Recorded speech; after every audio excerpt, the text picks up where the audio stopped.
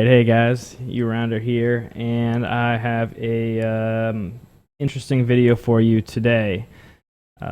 This quote on the screen, many of you will recognize. This will not be over quickly. You will not enjoy this. I am not your king. This is, of course, from 300, and I thought it would be appropriate since this video may be a little bit painful. So, why is that? Well, here is what we're going to be doing. We're going to be working through some full GTO ranges today. I talked about how I was going to do this and how I wanted to do it, and that is the plan for today's video. So I'm hoping to keep it around like 30, 45 minutes if I can, but this is very, very lightly prepared. I mean, I have obviously prepared some stuff, but we're going to be going through, and I'm going to show you kind of how I go through one of these entries in my hand journal. That's this new document I created, and how I solve it. Now, this hand is actually from Matthew Janda's series on button versus blind play on card runners that was released, I think it's like from 2013. So it's a few years old, but it's still, I think, very valuable. And I'm going to go through, I've already watched like the videos that covers these three hands, kind of just briefly watch them enough to get the hands and jot down the information. And then I'm going to go through essentially make my own ranges based on my own pre-flop ranges. So his pre-flop ranges are a little different because I used Poker Snowy's pre-flop ranges. And I'm going to go through, solve them, then go through and watch the video, make notes of what decisions he made differently than I did and why, and decide if I think those are strong enough arguments to switch my ranges around and clean them up. And then at that point, I'll be able to sort of highlight, let me take the paragraph thing off. I'll be able to highlight my range, put it into Flopzilla, and attach an image to this document of my betting range and my checking range. That'll be a nice little visual that shows kind of what the whole range is doing, which I think is really nice to look at, and something that I actually wish Poker Snowy had that it doesn't. So I'm going to send them an email, and then also at the end of this, we're going to take a look and see what Poker Snowy says to do with some of our hands, especially the ones where we're not really sure what we should do with. This format here, this flop checking and flop betting range, is from Matthew Janda's video. And so I'm copying that and gonna try to put these in. In the top left here, we have the equity matrix that is from Holdem EQ. I have that linked up to two Flopzillas. So I want to show you the software I'm using. So I've got two Flopzilla windows, and what's really neat about this, let's put these over here, is I have them linked. So range 1 is the button range, which is right here. Let's say that I want to grab a different range to look at equity or something like that. So I can grab,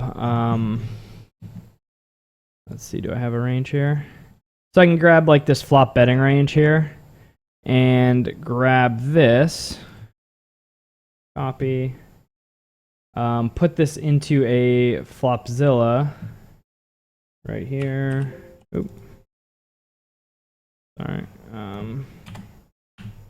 Put that in, and it'll switch it here. So it'll switch the range here, and it'll also switch it here. So now I can look at, okay, well, what's this range versus that range, and look at the equity, as well as this changes up top, the equity matrix. So now I can see exactly which hands have what amount of equity versus the other range. So this is all really helpful for doing this stuff. And Flopzilla does cost money, but I mean, I bought it years ago, so lasts a long time. They continue to update it, and I think it's a really good tool. So that it comes with Holdem EQ. So this is all sort of one piece of software, and then I'm just using a Word document. And then the other thing we're going to see is Poker Snowy. So again, I want to kind of get going here because this is already going to be kind of a long. So here are all my ranges. I actually spent a while a few days ago putting every range from Poker Snowy into Flopzilla. So now I have every single range there. And then I need to make button 3x ranges because those are going to be a little bit different than 2.5x.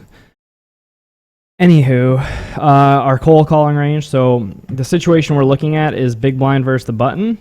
So that is the cold calling range we have. Obviously, all the stuff that's not filled in is 3 bets. And so you can see it's a very, the heck's the word? Not linear, although linear maybe could also work.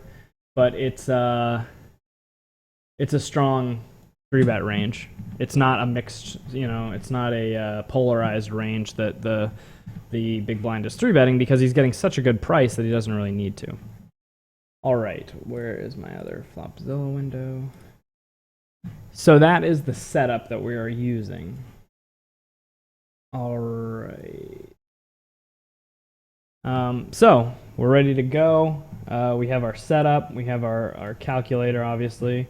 And we have our document where we're going to record everything. So let's go ahead and plug in our flop. Notice that there's no board here. So the equity is pre-flop, the button versus big blind I've got right here. This is the pre-flop equity of this situation. The situation being button opens, small blind folds, and the big blind calls. So I've got some notes in general on this situation. I guess we should go over those. So check back hands, where betting accomplishes little despite it being plus EV. Checking is more plus EV. In other words, just because betting any 2 cards is profitable doesn't mean we should do it. Our opponents will struggle more than I will if I check correctly in position. Value bet hands that retain equity well against opponent's calling range, and bluff hands that retain equity well against opponent's calling range. I guess the unspoken note there is that we want to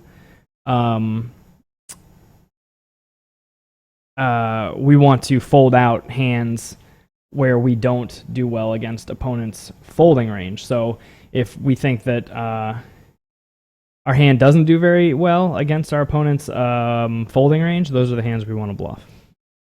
Here are our ranges. Here's our equity pre-flop, and then what's kind of cool is I can minimize these because of the way I have this set up. So we are on hand number 6, which is right here. Jack of hearts, 5 of spades, 4 of diamonds. And let's go ahead and I'm going to put that into Flopzilla, and you'll see some stuff happen. So Jack of hearts, 5 of spades, and 4 of diamonds. Again, also, I really hope the audio works out. I did test the audio before I started recording, but from the last few videos, it has been having some issues here and there. Hopefully, they are no longer a problem. Everything looks good to me. So we can see now what our equity distribution looks like. Again, range 1 is the button, obviously, since it's uncapped, and range 2 is the big blind, which is very capped. So let's just jot down some general observations. Excuse me. Got my bulletproof coffee, so I'm laser focused. Hopefully that lasts the entirety of the video. So in general, we can kind of, just looking at this flop, and we could make some, assessments, but the fact that the big blind doesn't have jacks. Now, I do think a lot of players will call with 5s, but the range that we've got developed doesn't actually have 5s in it. That's a 3-bet. But obviously 5s could be in there. In general, though, if we look, what are our opponent's best hands? Weak jacks and like ace jack offsuit, king jack offsuit, queen jack offsuit. So that plus like pocket 4s is the entirety of his value range. So we have our opponent crushed on this board, I think. So the button range is much stronger and obviously has a much better distribution of equity. So let's put those notes in here. So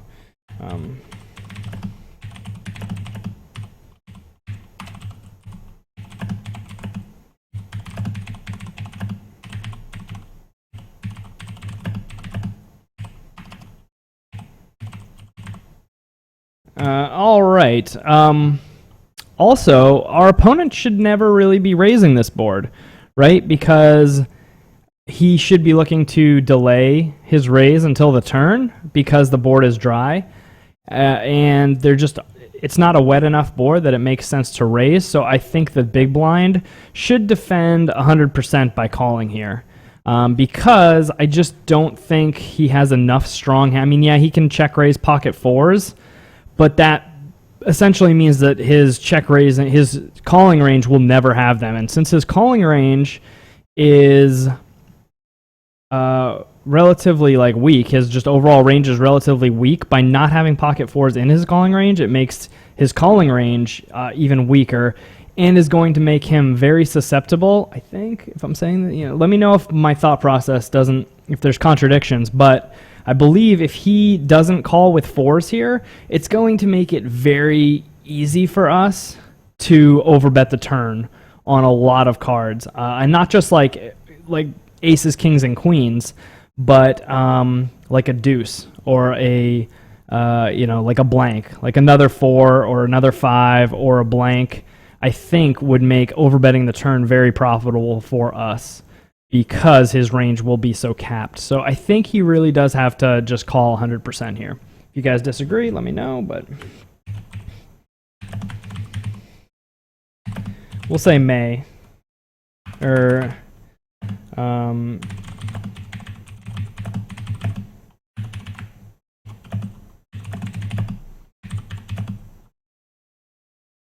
so should probably call 100% on this. Not defend by calling. Should probably if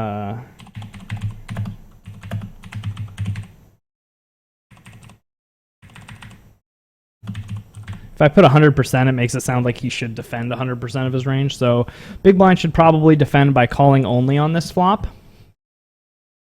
And due to his poor equity distribution, I guess, would be.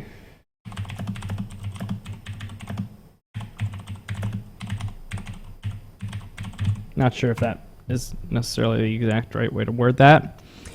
Other general thoughts and observations. The big blind or the button could probably bet any 2 cards profitably, but shouldn't. Again, if we just look at the ranges, look at the colors, it's that easy. I mean, you can see. Now, one thing that's interesting is our equity didn't really go up much. Our equity stayed about the same. So 55.8 and 44, and our equity started at 55.6, so it only went up a tiny bit. But because of, again, the distribution, there aren't very many nutted hands in the big blinds range. Let's see. Okay, we can go back and make some bet sizing considerations.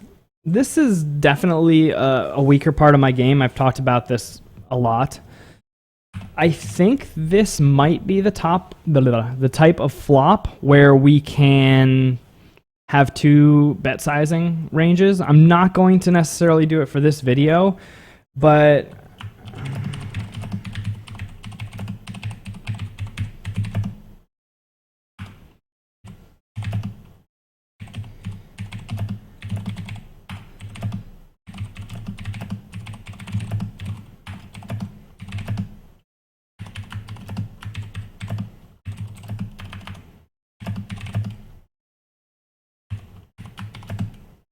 so obviously that's just sort of general, but I think that we should consider developing 2 ranges on this flop, and one that bets 50% of the pot and one that bets 85% of the pot, something like that.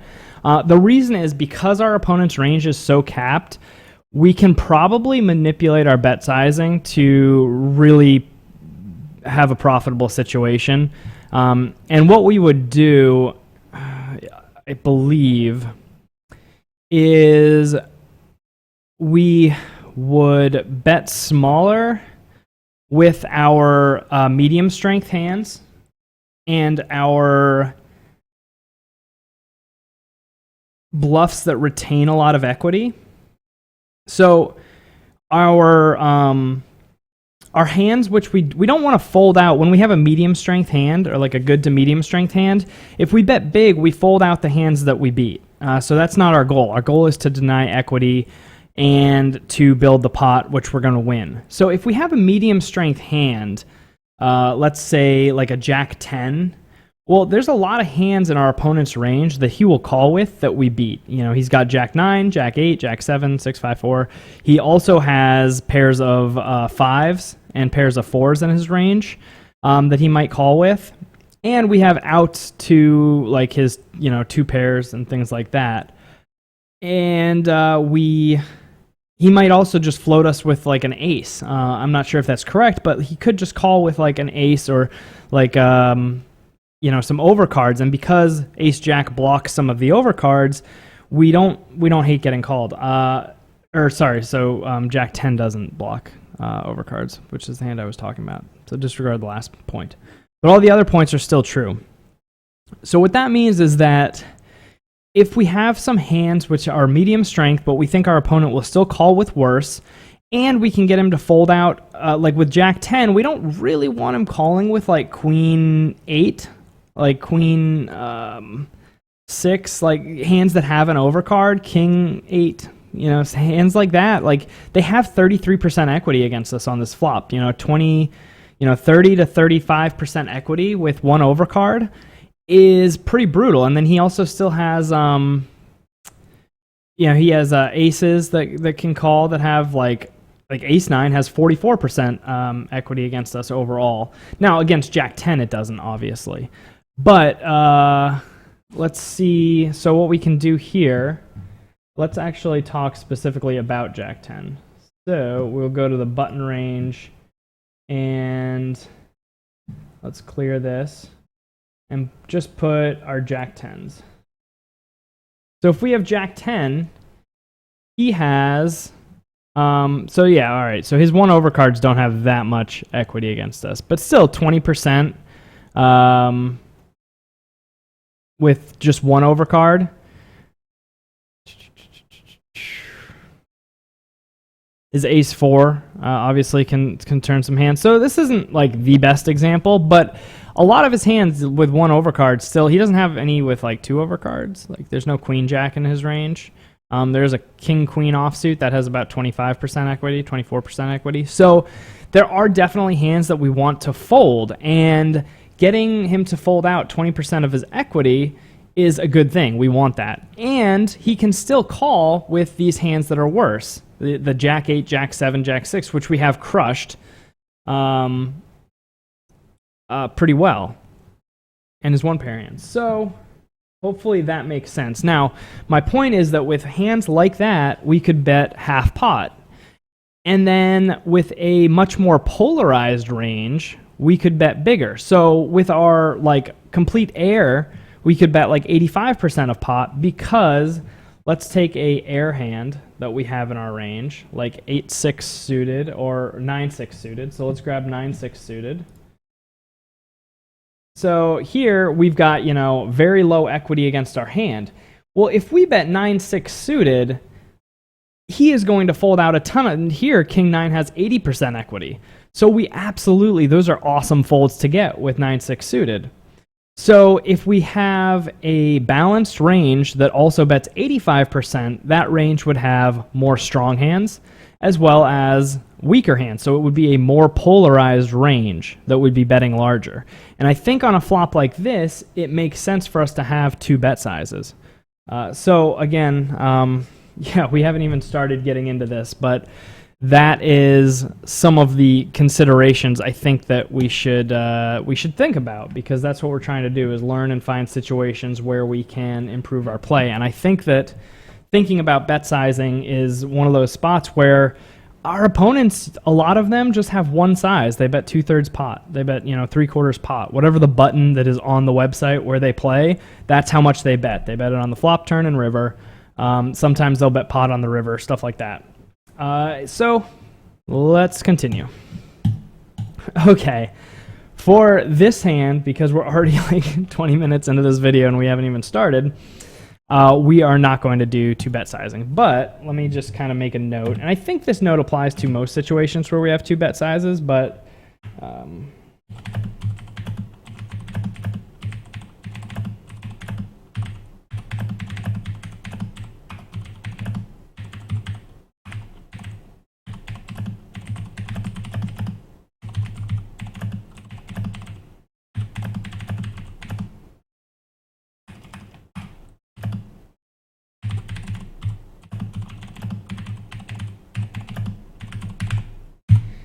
and keep in mind a couple things. One, this could be slightly exploitable because we're not going to perfectly balance it. One range is going to be polarized, one's going to be more condensed, so it's going to be susceptible to overbets. But look at our opponent's range. He doesn't have that many nutted hands that he can balance bluffs out with. So in addition to that, some of the condensed range on the flop is not going to be condensed anymore on the turn. Some of that condensed range is going to become polarized because it's going to be draws that get there. So keep in mind when I say that on the flop it's going to be a polarized versus a condensed range, on the turn some of that condensed range is going to become polarized and some of that polarized range is going to become condensed. So there's still changes that can take place that should make it hard for our opponent to exploit us. And again, even if our opponent knows exactly what we're doing, like, I don't know, like, would you know how to exploit this? Like, would you, if you were playing against me and I was like, oh, this is what I'm doing on the flop, like, would you be like, oh, perfect, I know exactly what to do? Like, I don't think I really would, because even against, you know, smaller bets, I'm still going to bet call a lot because I'm betting half pot, which means that your raises are going to be smaller, which means I'm still going to have position and I can still call with a lot of hands. And then you're going to be out of the position in an even bigger pot on the turn, where, you know, I have a pretty good idea what my range is, and you know, my opponent may not really know what they're doing. So, moving on. All right, so this is how Matthew Janda broke it up. So, strong nut type checks. So, are there any hands on this flop that we might want to check? And keep in mind that when we have the board completely crushed, it's not a vulnerable board, that we want to delay our raise until the last street possible. We want to delay our raise when we have the board crushed. So in this situation, I don't think we have jacks. They have 94% equity. I think we want to delay jacks and raise on the turn or river, depending on the turn. If the turn comes, you know, the 10 of hearts, then yeah, we'll probably just raise on the turn. If the, you know, turn is an offsuit deuce, or like a 4 or something like that, we'll probably, you know, check call again, or check, you know, I mean, we'd probably bet at that point to get some money in the pot. Anyway, we're not worrying about the turn yet. One thing at a time. All right, so that is 3 combinations. Another note you may notice, like, I am going to be kind of like detailed and clear in my notes. I don't want to just jot down sort of random things. I'm going to write out like the word combinations, and that is to get my brain to sort of slow down and remember what I'm doing and think about it a little bit more. There's like some research that suggests like the harder something is to read and the slower that you go through it, the more you retain. I guess that kind of makes sense, but that's one of the things I do, is I really write out everything. When I'm taking notes, I jot down everything. I try to write like with decent penmanship. That doesn't always go well, but just to slow down and make sure that I'm actually comprehending everything, and it's kind of going through my brain, and it's not just going from like my ears to the pencil without traveling through my brain. I don't know if that makes sense. So I think that's the only strong nut type check we've got. You know, like aces, yeah, those are pretty strong, but we can just go ahead and bet those if we're checked to. And that's because, what's the difference between aces and jacks here? Well, relative hand strength, not much, but what the, you know, aces doesn't block any combinations of his top pair. If we have pocket aces, he can have every jack in his range, whereas if we have pocket jacks, he like has almost no jacks, right? Because there's only one jack left in the deck, so that like cuts down on the number of jacks he can have by I think 75%. So jacks is the only hand, again, because we crush his calling range, that we want to do that. So now, what is a strong 2-street check? The way he kind of describes that in the video is it's hands that are going to maybe check the turn, or check the flop, and check and like potentially bet the turn and river. So what types of hands would go in this type of range? Well, the types of hands that are going to go in the strong 2-street check range are hands which are not afraid of our opponent's check folding range, right? And can also, but also aren't going to like build the pot, don't need to build a bigger pot. In other words, let's say that we have Jack 8 here. Okay, this is our Jack 8 over here on the left. So let's say we have Jack 8 here. If we bet with Jack 8, we don't have that many worse hands there are definitely worse hands that we can get value from, But we're not going to go bet with Jack 8 and expect to win very often on the river. Like, we know that we don't need 3 streets of value. When we do bet Jack 8, we also get a lot of hands that we're not as scared of to fold, right? Like, we get some hands that could pick up something on the turn. I'm trying to think of a good example. Let's see. Like, we bet Jack 8 and Queen 8 will probably fold. Now, Queen 8 has some decent equity against Jack 8. Although, no, not that much, sorry. So let me do this thing again. I'm sorry, this is going way slower than I thought it would, and I thought it was going to go slow. So Jack 8, like, so Queen 7, Queen 8, King 8. If the turn is an 8 and we have Jack 8, now granted that there's only a couple 8s left in the deck, but if our opponent has King 8 or Queen 8, then we're going to get, you know, value on the turn and river from him.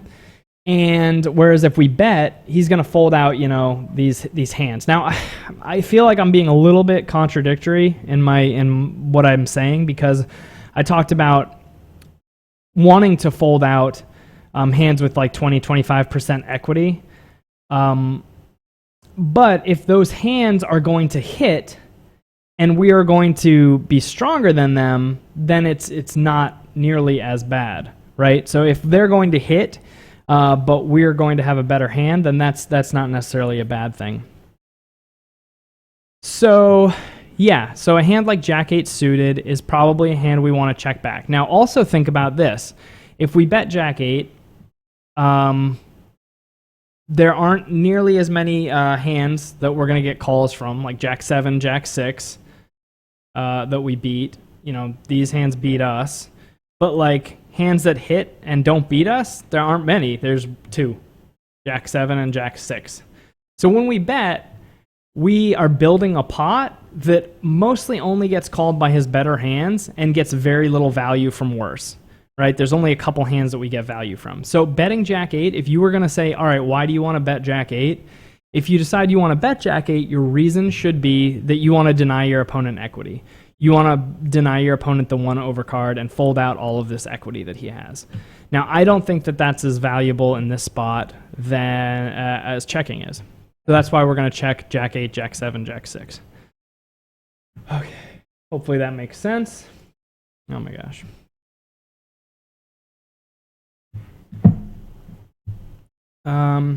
So our 2 street checks. Let's see. Actually, Jack 9 may fit into that same category. Jack 10 is too strong. And when we have Jack 10, our opponent can have, when we have Jack 10 and Jack 9, actually, then he can have a few more. Also, some opponents are not going to be raising Jack 9 suited. They may be calling. So let's go with Jack 9 suited, Jack 8 suited, Jack 7 suited. All right, so what else fits into that category? Jack 9 offsuit, probably. And the reason that I'm writing these down like this is so that I can put them into Flopzilla easily. So that's why I'm writing down these, and then I'll add up the combos. And one thing that's nice about Flopzilla is, like, let's say that, so normally, like, if you've seen me do this before, I'd say, all right, Jack 7, there's 3 combos, and Jack 8, 3, and 3, and then I put the total at the end. By using this software, I can just grab this and copy it, come over here to Flopzilla, put in the range, and it'll tell me that there's 18 combos. So then I can just come back here and say, okay, we're at 18 combinations. And then I can just click right back into the button range.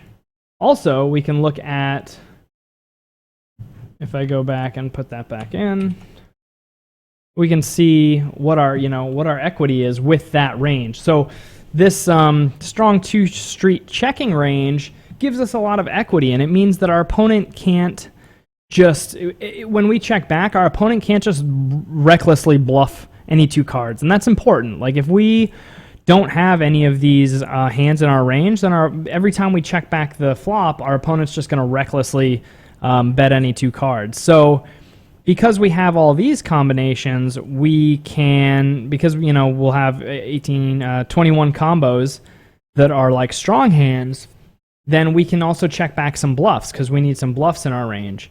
And by having these in our range, it means that we aren't going to be too weighted towards bluff, and that's what this math down here is. So if and this is just to give you an idea of how many bluffs we want in our checking range, and how many hands that can actually call down the turn and river. So if villain bets turn and river, we'll call. And these assume half pot bets, obviously, you can see, because 0.6 is what we need to call against a half pot bet.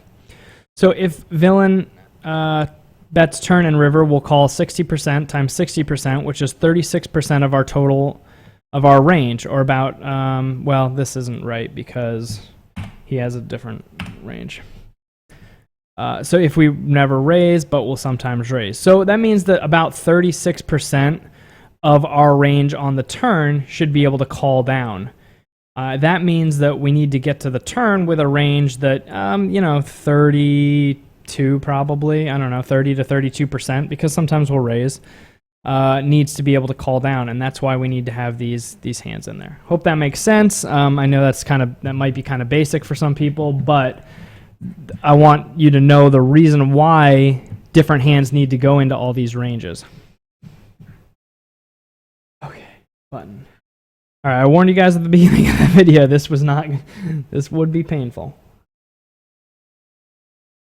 But when I say that I'm studying and that I'm working on my game, this is what I'm doing. This is exactly what it looks like. I'm drinking my bulletproof coffee, and I am building hand ranges, or maybe watching a video or reading my book and taking copious notes. All right, so hands which want a showdown. This one kind of threw me off at first because it's determining what hand wants a showdown is a little tricky. So the hands, and I mentioned I already watched this video, so the hands he picked, I believe if I remember correctly, were hands like ace 9, ace 8, ace 7, and those are suited or offsuit. So let's say we can just start with ace 9. Let's see here. Ace 9 suited through ace 6 suited, because ace 5 suited has a pair. And ace 9 offsuit through ace 6 offsuit. Right. So yeah, ace high has a fair amount of equity, obviously, against our opponent's range, 50-50. And also, we want some hands that we can either potentially bluff with or potentially check down with. And ace high is a pretty good hand to try and get to showdown with, try and check down. He may either check down a worse ace, with some of these, or check down a king high. So these can definitely win at showdown, and if we bet all of these, we don't have them in our checking range. That means that when an ace lands on the turn, it makes no sense for us to have an ace if we're never checking any aces back. Not sure if that is a complete thought or not, but let's keep going. So what else wants to get to showdown? Well, we probably want these little pairs of 5s and 4s. So we have like 6-4, 6-5. I mean, honestly, 6s probably just want to get to showdown, although I think 6s probably want to bet. Because, yeah, 6s I think are going to go in our betting range. So let's say like 2s and 3s are kind of like just super weak and want to get to showdown, but can kind of win. They play about the same as ace high, right? So 3s through 2s. And then hands like 6-4 suited, although, yeah, we'll like 6-4 suited, I think goes in there. We can change this around also. Like this isn't set in stone. Once we look at what we end up with here, we can change things around. Something like 7-5 suited. Now, so my problem with checking like 7-5 and 8-5, and 6-5 for that matter, is that they get so much equity to fold, and they probably have the best hand. So we're gonna do this again. We'll look at like a 6-5 suited. So 6-5 suited is, you know, has 66.6% equity against the range. But here, okay, here is the example I was looking for earlier. All of these cards have 25% equity. So our opponent's probably going to fold King 8, King 9, King 7.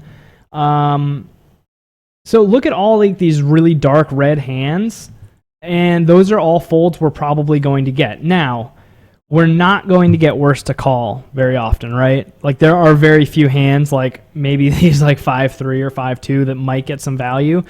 We just need to know that in this situation, we are bluffing to get our opponent to fold his equity in the hand. So we are denying our opponent equity with all of his overcards. And that is, you know, 80 to 85% of the reason for our bet, whereas maybe like, you know, 15% of our reasoning is he can call with 5-3. Like, which, you know, we're probably going to chop with at the end anyway. So that is why I think that 6-5 suited probably is a hand that should go in here, because there's so many hands with 25% equity that that fold that I think it is worth betting. And additionally, a lot of those hands are going to fold to a half pot size bet. So like 6-5 suited would probably be a hand that I would bet like half pot, whereas Ace Jack might be a full pot. Jack 5, although I don't know if we have Jack 5. Let me get our range back up. Whereas like our really, you know, our 2-pair or our top pair type hands, I might be making bigger bets. Again, that's just something I want to throw out there. So yeah, 2s. So yeah, maybe our 4s, because our 4s just don't have anything worse that can call, really, except for maybe like a float, and really are just so weak that we just want to get to showdown. So maybe we can put some of our other 4s. We've got our 6-4, 7-4. Oops, I'm looking at the wrong range, sorry. Do we have 6? We have 6-4. Yeah, like King 4 is probably okay to check back, right? Because also, King 4 and Ace 4 are much better because they block some of the overcards. So when we look at, I'm sorry if this is like really painful for you guys, but this is me studying. So you guys are here to observe if you want. If you don't want to, you know, just give it a thumbs up and close it. Otherwise, this is how I study. This is how I'm learning, and this is what we're doing. We look at 6-4, and we have all these hands, all these aces here can, like, you know, turn a have 2 overcards, and all these kings, you know, have overcards that can hit. So when we check back the oh god, I'm contradicting myself all over the place.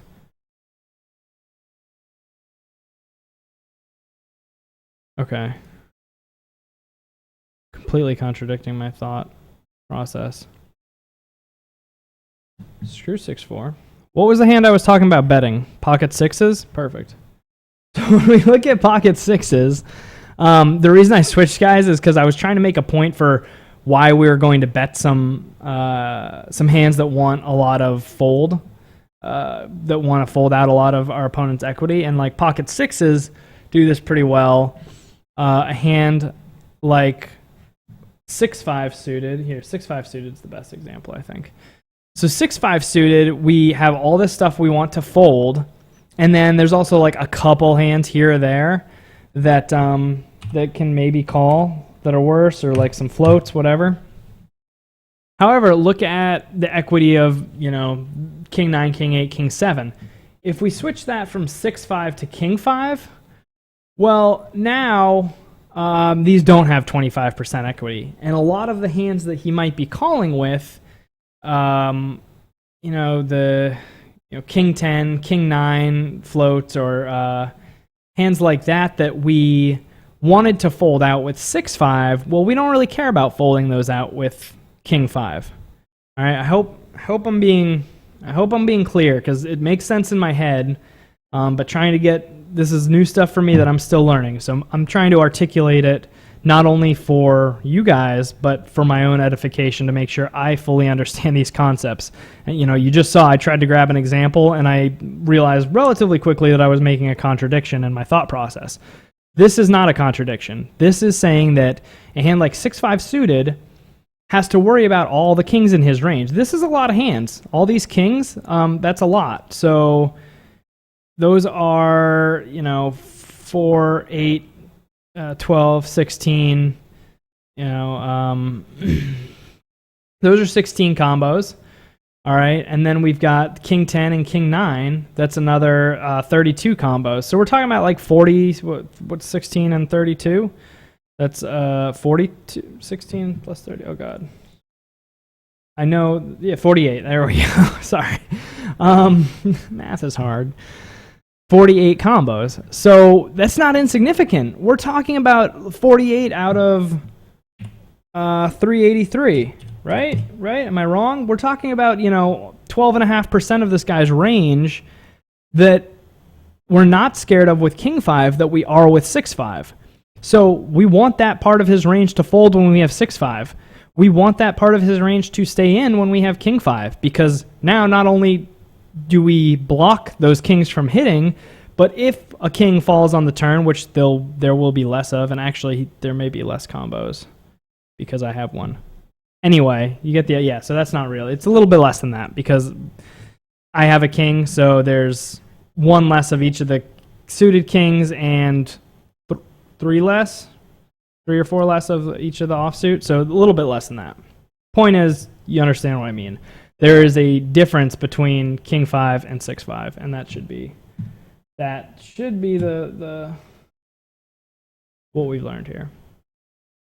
Even though, if we look at King 5 and 6-5's equity, it's exactly the same on the grand scale. I'm pointing at the screen as if you can see it, but 6-5 has 66.6% equity against the range, and King 5 has 60. So if you were just looking like, oh, well, you want to bet high equity and check medium equity or something, you would think those hands would play the same. But I think they clearly go into different ranges. All right, that was like 10 minutes on that single discussion that half of you are probably like, yep, I agree, like right out the gate. Okay. So, yeah. King 5 and King 4 suited, King 5 suited. I think we've made our case for that. And also, I think we have probably something similar with like Queen 5 suited. Is probably a similar situation. Maybe not as clear. But yeah, like I would say like Ace 4 certainly. Both of our Ace 4s. And this range is not getting written out very well, but Ace 4 offsuit and Ace 5 offsuit maybe. Although Ace 5 offsuit, nah, because that's got plenty of worse 5s that can call. So Ace 4 offsuit, Ace 4 suited. We got King 5, King 4, Ace 4, and then probably like Queen 5 and Queen 4 maybe. And we'll look at this. We'll look at how many we have here.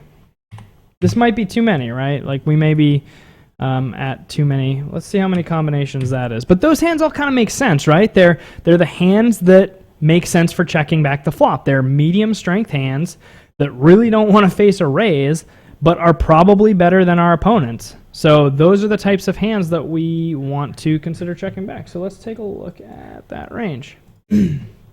Hopefully, even though I wrote it out kind of weird, it populates okay.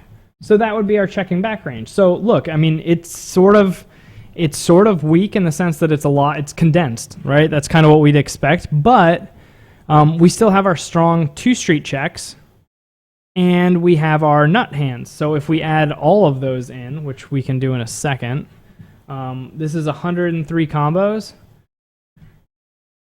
So we have 103. And I'm guessing if I grab that range, it will have cleaned it up for me. That's kind of a nice thing about putting it into Flopzilla and then pulling it out, is it cleaned up that range, so it looks nice and pretty now. And what we can do, we need to go through the likely future bluffs, but the thing for future bluffs is we kind of need to know how many value hands we have. So these I wouldn't necessarily count as value. So on the turn, we want about 1 for 1. So, yeah, we want about 1 for 1 bluff to value.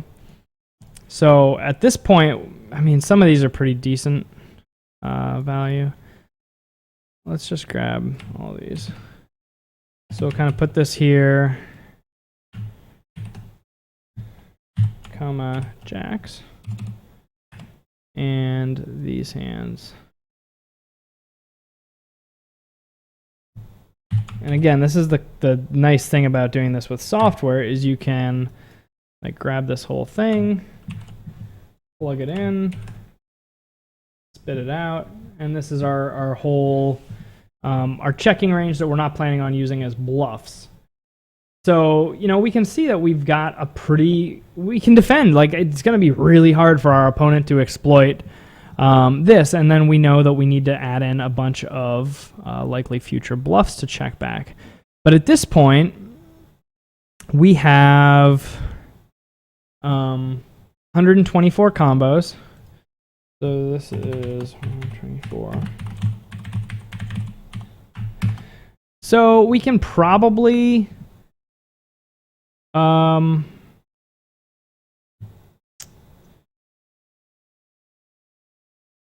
don't know, for some reason I'm thinking like, so we've got the value hands, like the strongish value hands. We've got 21 combos. And then we have 124 hands that just want to get to showdown. So those are hands that can maybe call like 1 street or just check down.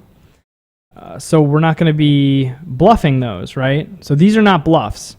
These are not hands that we're going to bet with because we just want to get to showdown. Sorry, these are not hands that we're going to bluff with. We just want to get to showdown. So these are the hands that we might value bet, right? Like 2 streets or check raise or whatever.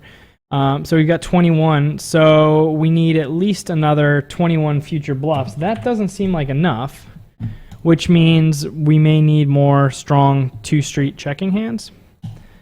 But let's put 21 there, and then we will we'll come back to it. All right. I wish I could pause this recording and go take like a quick break. Let me see if there's a no, there's no pause recording. That's annoying. It's okay. We are 48 minutes in, and we've gotten through a little bit of our, our checking discussion. So 124 combinations, plus we'll say 21. So 124 plus 21 equals 145 combinations that we're going to check. So the problem is our checking range would be way too strong here, right? Like, it's just way too much value. So we need to check back some serious like garbage so that we have hands to fold on the flop and the turn. Now, but we don't have to bluff everything on the turn, right? So we need some to fold on the river as well. So really, I think because of that, we probably need like 3 times this, right? Because we need some bluffs for the turn, some bluffs for the river, and some things to fold on the turn and some things to fold on the river. That makes sense? So we just need to make sure that we're calling down with at least like a third of our range. And so I think that means we can have like maybe 60. Does that sound right?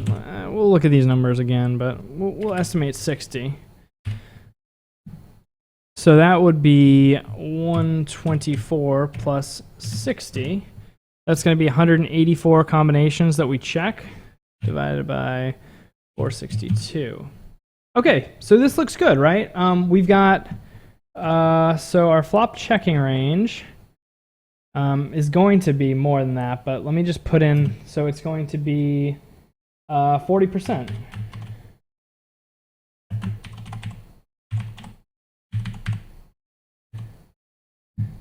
So our frequency, oh gosh, frequency,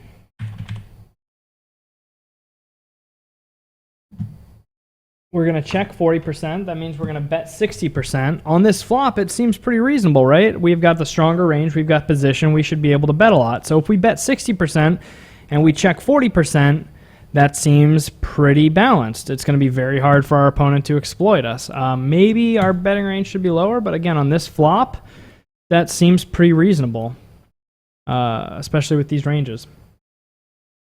Okay, I am going to take a break, and I guess I'll break this into 2 videos. So this will be part 1 of this discussion, and I'm going to take a short break, and then I'll put out video number 2. I'll put them out the same day. That way you can watch them back to back if you're up for it, but this is going even longer than I thought, although I actually think it's really good. This is this is very helpful for me. So if you guys are trying to work through stuff like this, I think it would be helpful for you as well. In the comments, definitely let me know if I missed something, or if I forgot a hand, or forgot part of a range, or counted something wrong. That happens all the time.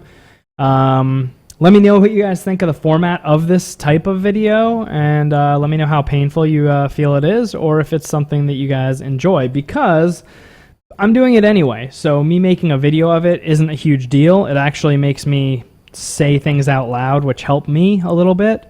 It doesn't take a significant more amount of time, and it's helping my game. So if you guys like these, I can definitely do a lot more of them, because this is what I am doing with poker right now. So I will see you guys next time. If you like the video, give it a thumbs up. Leave something in the comments if there's something that I can do to make these a little bit better, more interesting, whatever it is. And I will have the, I'll put a link for part 2 right in this video. So you guys can just click the link and go to part 2 of this session. All right, guys, keep on grinding, keep on studying, and I will see you in a minute.